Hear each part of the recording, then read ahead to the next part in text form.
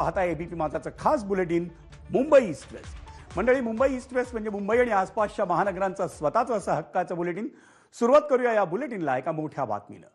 विरार पूर्वमधल्या शिरगाव नजीकच्या अवैध खाण परिसरात आज भर दुपारी एका व्यक्तीची दगडाने ठेचून हत्या करण्यात आली। त्यामुळे विरार परिसरात मोठी खळबळ उडाली आहे।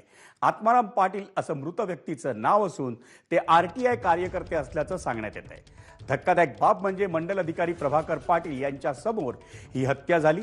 या प्रकरणात मिळालेल्या माहितीनुसार अमित चौधरी यांनी शिरगावच्या अवैध खाणीच्या तक्रारी केल्या होत्या आणि त्यामुळे वसई तहसीलदारांनी दिलेल्या निर्देशानुसार मंडल अधिकारी प्रभाकर पाटील हे आज दुपारी 1-1:30 वाजण्याच्या सुमारास कारमधून खाणीच्या पाहणीसाठी गेले होते। त्यावेळी आत्माराम पाटील हेही त्यांच्या सोबत गेले होते।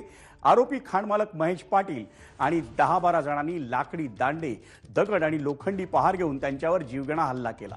या हल्ल्यात त्यांच्या वाहनाची तोडफोड झालीच, पण आरोपींनी आत्माराम पाटील यांच्यावर दगडांनी केलेल्या हल्ल्यात त्यांचा जागीच मृत्यू झाला। या हल्ल्यात जखमी झालेले मंडल अधिकारी प्रभाकर पाटील यांच्यावर रुग्णालयात उपचार सुरू आहेत आणि या प्रकरणात विरार पोलिसांनी आरोपी महेश पाटील आणि त्याच्या एका सहकार्याला ताब्यात घेतले।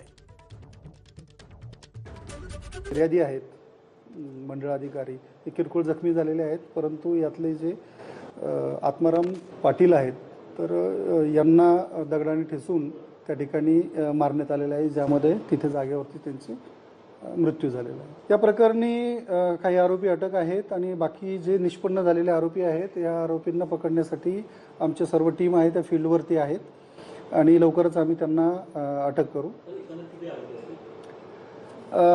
याच्यामध्ये जी माहिती समोर येते आहे त्याच्यामध्ये एकूण साधारण 10 ते 12 आरोपी आहेत।